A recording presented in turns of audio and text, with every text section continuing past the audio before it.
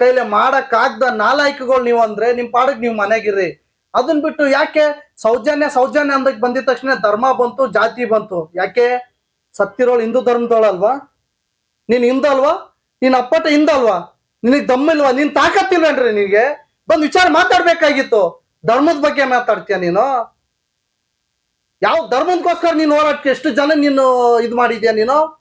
ಯಾವ ಧರ್ಮದ ಬಗ್ಗೆ ಹೋರಾಟ ಮಾಡಿದ್ದೀರ? ನನ್ನ ಪ್ರಶ್ನೆ ನೀವು ಮಾತಾಡ್ತಿರೋರ್ಗೆ ಎಷ್ಟು ಜನ ಇವತ್ತು ಹಿಂದೂ ಇದಕ್ಕೋಸ್ಕರ ಹೋರಾಟಿ ನೀವೆಲ್ಲ ಇದು ಮಾಡ್ತಿದ್ದೀರಾ?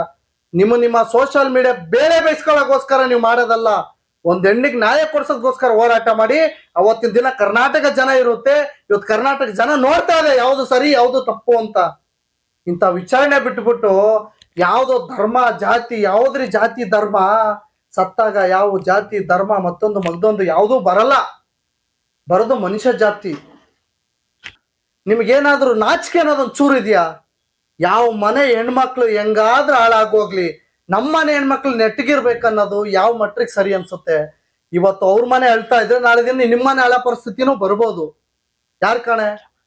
ಇವತ್ತು ಯಾರೋ ಒಬ್ಬ ಮುಸ್ಲಿಮ್ಸ್ ಹುಡುಗ ಒಬ್ಬ ಹಿಂದೂ ಹುಡುಗಿ ಅನ್ಯಾಯ ಆಗಿರೋದಕ್ಕಂಥದ್ದನ್ನ ತಗೊಂಡ್ ಬಂದು ಇವತ್ತು ಸೋಷಿಯಲ್ ಮೀಡಿಯಾದಲ್ಲಿ ಅಪ್ಲೋಡ್ ಮಾಡಿ ಸಾಕಷ್ಟು ಜನಕ್ಕೆ ಇದು ಕೇಸ್ ಬಗ್ಗೆ ತಂದು ಮುಂದೆ ಇಟ್ಟಾಗ ಇವತ್ತು ಇಂಥ ಅನ್ಯಾಯ ಆಗಿರೋ ವಿರುದ್ಧ ತುಂಬಾ ಜನ ದನಿ ಎತ್ತಿದ್ದಾರೆ. ಇದನ್ನ ದೇಶದವರು, ಇದನ್ನ ಕೋಪಿಸ್ಕೊಳ್ಳೋರ್ಗೆ ನಾನು ಸ್ಟ್ರೈಟ್ ಆಗಿ ಆನ್ಸರ್ ಹೇಳ್ತೀನಿ.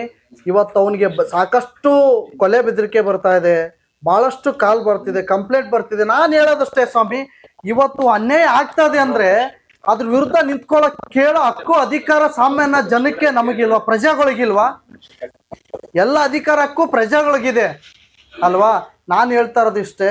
ನೀವು ಸಾವಿರ ರೀತಿ ಸಾವಿರ ಮಾತಾಡಿ, ನಾನು ಹೇಳೋದು ಸೌಜನ್ಯ ವಿಚಾರ ಅಂತ ಬಂದಾಗ ನಾವು ಈ ಒಂದು ಹೆಣ್ಣು ಅಂದ್ರೆ ಪ್ರಕೃತಿ ಅಂತ ಹೇಳ್ತಾರೆ. ನಮ್ಗೆ ಗಿಡ ಗಾಳಿಗಳು ಹೇಗ್ ಮುಖ್ಯನೋ, ಹೆಣ್ಣು ಇಲ್ಲ ಅಂದ್ರೆ ನಾವು ಇಲ್ಲ, ನೀವಿಲ್ಲ, ಯಾರು ಇಲ್ಲ ಅಂತ ಹೆಣ್ಣಿಗೆ ಇವತ್ತು ಹಗುರವಾಗಿ ರೇಪ್ ಮಾಡಿ ಕೊಲೆ ಮಾಡಿ ಈ ರೀತಿ ಆದಾಗ ನಾವು ಅವ್ರ ವಿರುದ್ಧ ನಿಂತ್ಕೊಳ್ಳೇಬೇಕು. ಇದು ಘಟನೆ ಆಗಿ 12-13 ವರ್ಷ ಆಯ್ತು. ಅದು ಯಾರೋ ನಿರಪರಾಧಿಗೆ ಅಪರಾಧ ಆಗಿದೆ. ಅಪರಾಧಿಗಳು ರಾಜ್ಯಾರೋಷವಾಗಿ ಓಡಾಡ್ತಿದ್ರು, ನಿಮ್ಗೆಲ್ಲಾನು ಚೆನ್ನಾಗಿ ಗೊತ್ತಿದೆ ಯಾರು ಅಂತ. ಅಂಥವ್ರ ವಿರುದ್ಧ ನಾವು ಹೋರಾಡ್ಬೇಕಾದ್ರೆ ನಿಮ್ಮ ಸೈದ್ಯ ಆಗಿದ್ರೆ, ನಿಮ್ಮ ತಾಕತ್ತಿದ್ರೆ, ನಿಮ್ ಗುಂಡಿಗೆ ಇದ್ರೆ, ನಿಮ್ ದಮ್ಮಿದ್ರೆ ಸಪೋರ್ಟ್ ಮಾಡಿ. ನಿಮಗಿಲ್ಲ ಅಂದ್ರೆ ತೆಪ್ಪಗೆ ನಿಮ್ ಪಾಡಿಗೆ ನಿಮ್ ಮನೆಯಲ್ಲಿರಿ. ನಮ್ಗೆ ಹೋರಾಡೋದು ಅಧಿಕಾರ ಇದೆ. ನಮಗೆ ಕಾನೂನು ಪ್ರಕಾರ ನಮಗೆ ಇದನ್ನ ಹೋರಾಡಕ್ಕೆ ಶಕ್ತಿ ಇದೆ, ಎಲ್ಲಾನು ಇದೆ. ನಮ್ಮಂತರ್ಗಾದ್ರೆ ಸಪೋರ್ಟ್ ಮಾಡಿ. ನಿಮ್ಮ ಮನುಷ್ಯತ್ವ ಇರೋರು ಏನ್ ಮಾಡ್ಬೇಕು? ಒಂದು ಹೆಣ್ಣಿಗೆ ಅನ್ಯಾಯ ಆಗೋದಾಗ ವಿಕೃತವಾಗಿ ರೇಪ್ ಮಾಡಿ ಕೊಲೆ ಮಾಡಿ ಅವ್ರ ಚಾಕಿಂದ ಎದೆ ಬಗ್ದು ಮಣ್ಣು ತುಂಬಿ ಹೋಗ್ತಾರಂದ ಪಾಪಿಗಳು. ಎಂತ ಪಾಪಿ ಅವರು! ಅಂಥವ್ರನ್ನ ರೋಡಲ್ಲಿ ಗುಂಡಿಟ್ಟು ಸಾಯಿಸ್ಬೇಕು. ಕಾನೂನು ಮಾಡೋರ್ಗಾದ್ರು ಹೆದರಿಕೆ ಆಗುತ್ತೆ. ಅದನ್ನೇ ಹೇಳ್ತಾ ಹೋಗ್ತಾ ಇರ್ತೀನಿ. ನಾನು ಬಹಳಷ್ಟು ಜನ ಫೇಕ್ ಅಕೌಂಟ್ ಇಂದ ಕಮೆಂಟ್ಸ್ ಮಾಡೋ ನಾಲಾಯಕ್ ನನ್ನ ಮಕ್ಳಿಗೆ ಹೇಳ್ತಾ ಇದ್ದೀನಿ ನಾನು. ನಿಮಗೆ ನಿಮ್ಮ ಐಡೆಂಟಿಫೈನೇ ಇಲ್ಲ. ನಿಮಗೆ ನಿಮ್ಮ ಫೋಟೋ ಹಾಕೊಂಡು ಮೆಸೇಜ್ ಮಾಡೋ ದಮ್ಮು ಇಲ್ಲ ನಿಮಗೆ. ನೀವು ಮೆಸೇಜ್ ಮಾಡ್ತೀರಿ? ನಿಮಗೆ ತಾಕತ್ತಿದೆಯಾ ನಿಮಗೆ? ನಾನೊಬ್ಬ ಹಿಂದೂ, ನಾನು ಹೇಳ್ತೀನಿ, ಇವತ್ತು ಯಾರಾದರೂ ಈ ಸಂಘಟನೆಗಳಲ್ಲಿ ಮತ್ತೊಂದು ಮಗದೊಂದು ಏನಾದರೂ ಇವತ್ತು ಈ ಕೊಲೆ ಆಗ್ತಾ ಇರ್ಬೋದು, ಮತ್ತೊಂದು ಏನೋ ಆಗ್ತಾ ಇರ್ಬೋದು ಅಂದ್ರೆ ಬಡವ್ರ ಮಕ್ಕಳು ಇವತ್ತು ಇಂಥದ್ರಲ್ಲಿ ಸಾಯ್ತಾ ಇರೋದು. ಹೋರಾಟದಲ್ಲಾಗಿರ್ಬೋದು, ಇನ್ನೊಂದು ವಿಚಾರದಲ್ಲಾಗಿರ್ಬೋದು, ಜಾತಿವಾದ ಮತ್ತೊಂದು. ಯಾರು ಶ್ರೀಮಂತರ ಮಕ್ಕಳು, ಯಾರು ಹೋರಾಟಗಾರ ಮಕ್ಕಳು ಪ್ರಾಣ ಕೊಟ್ಟಿರೋ ಹುದ್ದೆ ಇದೆಯಾ ನಿಮಗೆ? ಇಲ್ಲ. ಇವತ್ತು ಏನಾದ್ರೂ ಅನ್ಯಾಯದಾಗ ನಿಂತ್ಕೊಳ್ಳದೆ ಬಡವ್ರ ಮಕ್ಕಳು. ಇವತ್ತು ಏನಾದ್ರೂ ಪಾಪ ಅವ್ನು ಮುಸ್ಲಿಮ್ಸ್ ಹುಡುಗ ಸಮೀರ್ಗೆ ಇವತ್ತೇನ ನೀವು ಮಾಡ್ತಾ ಇರ್ಬೋದು, ಮತ್ತೊಂದು ಭಯ ಇರ್ಬೋದು.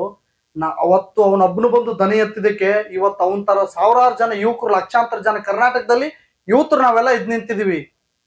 ಯಾರೇನು ಮಾಡ್ಕೊಳಕ್ಕಾಗಲ್ಲ. ಕಾನೂನು ಮೇಲೆ ತುಂಬಾ ನಂಬಿಕೆ ಇದೆ. ಮಂಜುನಾಥನ ಮೇಲೆ ತುಂಬಾ ಭಕ್ತಿ ಇದೆ ನಮಗೆ. ಆ ಮಂಜುನಾಥ ಸತ್ಯವನ್ನ ಆಗಿದ್ದಕ್ಕೆ ಇವತ್ತು 12 ವರ್ಷ ಆದ್ಮೇಲೆ ಈ ಸತ್ಯ ಅನ್ನಕ್ಕಂಥದ್ದೇನದನ್ನು ಮತ್ತೆ ಹೊರಗಡೆ ಬಂದಿದೆ. ದೇವ್ರು ಇದಾನೆ ಅನ್ನೋದು ಒಂದು ಸತ್ಯ. ಆ ಮಂಜುನಾಥ್ರಿಗೆ ನಿಮ್ಗೆ ಎಷ್ಟು ಗೌರವ ಇದೆ, ಭಕ್ತಿ ಇದೆಯೋ ನಮಗೂ ಅಷ್ಟೇ ಇದೆ. ಬಹಳಷ್ಟು ಗೌರವ ಇತ್ತು ಕೀರ್ತಿ ಅವ್ರ ಮೇಲೆ. ಕೀರ್ತಿ ಅವರು ಬಹಳ ಅದ್ಭುತವಾಗಿ ಹೇಳಿದ್ದಾರೆ. ಕೀರ್ತಿ ಅವರೇ, ನಿಮ್ಮನೆ ಒಂದು ಹೆಣ್ಣು ಎಣ್ಣೆ, ಇನ್ನೊಬ್ರ ಮನೆ ಹೆಣ್ಣು ಎಣ್ಣೆ ಅಂತ ಸೌಜನ್ಯ ವಿಷಯ ಅಂತ ಬಂದಾಗ, ಎಂತೆಂಥವ್ರು ಬಂದು ದನಿ ಎತ್ತದಾಗ ನೀವು ಒಬ್ಬ ಸೋಷಿಯಲ್ ವರ್ಕರ್ ಆಗಿ ನೀವು ತುಂಬಾ ಬಹಳ ಪಾಪುರಲ್ಲು ತುಂಬಾ ಜನಕ್ಕೆ ಮೋಟಿವೇಶನ್ ಮಾಡ್ತೀರಾ. ನಿಮಗೇನ್ರಿ ಆಗಿತ್ತು? ನಿಮ್ಗೆ ಸೌಜನ್ಯ ಬಗ್ಗೆ ಮಾತಾಡಿ ಆಮೇಲೆ ಧರ್ಮದ ಬಗ್ಗೆ ಮಾತಾಡ್ಬೇಕಾಗಿತ್ತು. ನೀವು ಸೌಜನ್ಯ ಮ್ಯಾಟ್ರ್ ತಗೊಂಡು ಧರ್ಮಕ್ಕೆ ಯಾಕ್ರಿ ನೀವು ಕಾಂಟ್ರವರ್ಸಿ ಮಾಡ್ತೀರಾ? ನೀವು ಅದನ್ನ ಯಾಕೆ ಎಳಿತೀರಾ ಸೌಜನ್ಯ ಧರ್ಮಕ್ಕೆ? ನಿಮ್ಗೆ ಹೋರಾಟ ಮಾಡಕ್ಕಾಗಿಲ್ಲ ಅಂದ್ರೆ ನೀವು ನಿಮ್ಮ ಪಾಡಿಗೆ ನೀವಿರ್ರಿ. ಅದನ್ನ ತಗೊಂಡು ಬಂದು ನೀವು ಆ ಸೌಜನ್ಯನ ಮ್ಯಾಟ್ರನ್ನ ತಗೊಂಡು ಬಂದು ಮೈಂಡನ್ನ ಕನ್ವರ್ಟ್ ಮಾಡಿ ಜಾತಿಗೆ ಯಾಕೆ ತಗೊಂಡು ಬರ್ತೀರಾ? ನೀವು ಹಿಂದೂ ಬಗ್ಗೆ ಏನ್ರಿ ಗೊತ್ತು ನಿಮ್ಗೆ? ನಾನು ಕ್ವಶನ್ ಕೇಳ್ತೀನಿ ನಿಮ್ಗೆ. ನಾನು ಬಹಳ ಕಮ್ಮಿ ಓದು ಬರೋದಲ್ಲಿ ನಾನೇ ಕ್ವಶನ್ ಕೇಳ್ತಿದ್ದೀನಿ. ಹಿಂದೂ ಸಂಘಟನೆಗಳು ಎಷ್ಟು ಸಂಘಟನೆಗಳಿಗೂ ಹೋರಾಟ ಮಾಡಿದ್ದೀರಾ ನೀವು? ಯಾವ ಜಾಗದಲ್ಲಿ ಹಿಂದೂ ಬಾವುಟಗಳು ಹಾಕಕ್ಕಾಗ್ದಿರಲ್ವೋ ಆ ಜಾಗದಲ್ಲಿ ಬಾವುಟ ಹಾಕಿದ್ದೀರಾ? ಬಹಳ ಅದ್ಭುತವಾದ ಒಂದು ಇಂಟರ್ವ್ಯೂ ಒಂದು ಹೆಣ್ಮಗಳು ಇದೆ, ಧರ್ಮಸ್ಥಳದಲ್ಲಿ ಹೋಗಿ ನೀವು ಬಾವುಟ ನೆಡೋಂಥ ತಾಕತ್ತು ನಿಮ್ಗಿದೆಯಾ? ನಿಮ್ಗೆ ನೀವು ಮಾಡ್ತೀರಾ? ನಾನು ನೋಡಿದ್ರಿ ಒಬ್ಬ ನಿರಪರಾಧಿ ಹುಚ್ಚ ಅಂತ ಫ್ರೂ ಆಗಿರೋನ್ನ ತಗೊಂಡೋಗಿ 10 ವರ್ಷ ಶಿಕ್ಷೆ ಕೊಟ್ರಲ್ವಾ? ಇದು ನ್ಯಾಯವಾ? ಇದು ಕಾನೂನು ಪ್ರಕಾರ ಸರಿನಾ? ಅಲ್ಲ, ಕಾನೂನು ಅಪರಾಧಿಗಳು ಯಾರು ಅಂತ ಬೇಕಲ್ಲ ನಮಗೆ. ನಮ್ಮನೆ ಹೆಣ್ಮಗಳು ನನ್ನ ತಂಗಿನ ಅಂತ ಹೇಳ್ತೀನಿ ನಾನು. ಸೌಜನ್ಯ, ಧರ್ಮಸ್ಥಳ ಸೌಜನ್ಯ ನನ್ನ ತಂಗಿ. ಪಾಪ ಯಾರ ಮನೆ ಹೆಣ್ಮಗ್ಳಾದ್ರೂ ಅಷ್ಟೇ, ಇವತ್ತು ನನ್ನ ಮನೆ ಹೆಣ್ಮಗ್ಳು ಅನ್ಕೊಳ್ಳಿ, ನನ್ನ ತಂಗಿಗೆ ನ್ಯಾಯ ಕೊಡಿ. ಪರಮೇಶ್ವರ್, ನಿಮ್ಗೆ ನಾನು ಡೈರೆಕ್ಟ್ ಆಗಿ ಕೇಳ್ತಾ ಇದ್ದೀನಿ, ನನ್ನ ತಂಗಿಗೆ ಅನ್ಯಾಯ ಆಗಿದೆ, ನನ್ನ ತಂಗಿಗೆ ನ್ಯಾಯ ಕೊಡಿಸಿ. ಕೊಲೆ ಮಾಡಿದವ್ರು ಯಾರು? ರೇಪ್ ಮಾಡಿದವ್ರು ಯಾರು? ನನ್ನ ತಂಗಿನ ಅಷ್ಟು ವಿಕರವಾಗಿ ಸಾಯಿಸಿದವ್ರು ಯಾರು? ನನಗೆ ನೋವಿದೆ, ನನಗೆ ಸಂಕಟ ಇದೆ, ನನ್ಗೆ ದುಃಖ ಇದೆ. ಇವತ್ತಿಗೂ ನನ್ನ ಆತ್ಮ ಅಳುತ್ತೆ, ನನ್ಗೆ ಸಮಾಧಾನ. ನನ್ನ ತಂಗಿಗೆ ನ್ಯಾಯ ಬೇಕು, ಕೊಡ್ಸ್ರಿ ಪರಮೇಶ್ವರ್. ನನ್ನೊಂದು ರಿಕ್ವೆಸ್ಟು ಅದು ಮತ್ತೆ ರೀಓಪನ್ ಆಗಬೇಕು. ನನ್ನ ಕನ್ನಡ ಜನತೆಗಳಿಗೆ ನಾನು ಕೇಳ್ಕೊಳ್ಳೋದಿಷ್ಟೇ, ಒಂದು ಲೆಟ್ರ್ ಮೊರೆಯ ಮುಖಾಂತರ ಮೋದಿಜಿ ಅವ್ರಿಗೆ ಪ್ರತಿಯೊಬ್ಬರು ಲೆಟರ್ ಬರೀಬೇಕು. ನಾವು ಪ್ರತಿಯೊಬ್ಬರು ಯೂತ್, ನಾನೊಬ್ಬ ಓದೇ ಇರೋ ಹುಡುಗ, ಅಲ್ಪ ಸ್ವಲ್ಪ ತಿಳ್ಕೊಂಡಿದ್ದೀನಿ. ನನಗೂ ಬಾಬಾ ಸಾಹೇಬ್ ಬರೆದಂಥ ಸಂವಿಧಾನದಲ್ಲಿ ಏನು ಮಾಡಬೇಕು, ಏನು ಮಾಡಬಾರ್ದು, ಕಾನೂನು ವಿರುದ್ಧ ನಾವು ಏನು ಮಾಡಿದ್ರೆ ಸರಿ, ಏನು ಮಾಡಬಾರ್ದು ಅಂತ ತುಂಬ ಚೆನ್ನಾಗಿ ತಿಳ್ಕೊಂಡಿದ್ದೀನಿ ನಾನು. ಆ ವಿಚಾರವಾಗಿ ಹೇಳ್ತಿದ್ದೀನಿ. ಆದಷ್ಟು ಎಲ್ಲರೂ ನಾವು ಲೆಟ್ರ್ ಬರಿಬೇಕು ಮೋದಿಗೆ. ಬಟ್ ಇದನ್ನ ರೀಓಪನ್ ಆಗ್ಬೇಕು ಕೇಸು. ಯಾರು ಕೊಲೆ ಮಾಡಿದಾರೋ ಅವ್ರಿಗೆ ಶಿಕ್ಷೆ ಆಗ್ಬೇಕು. ಇಲ್ಲಾಂದ್ರೆ ಇದು ಮುಂದಿನ ದಿನಮಾನಗಳಲ್ಲಿ ಬಹಳ ದೊಡ್ಡ ಮಟ್ಟದ ಪರಿಣಾಮ ಎದುರಿಸಬೇಕಾಗುತ್ತೆ ಎಲ್ರು.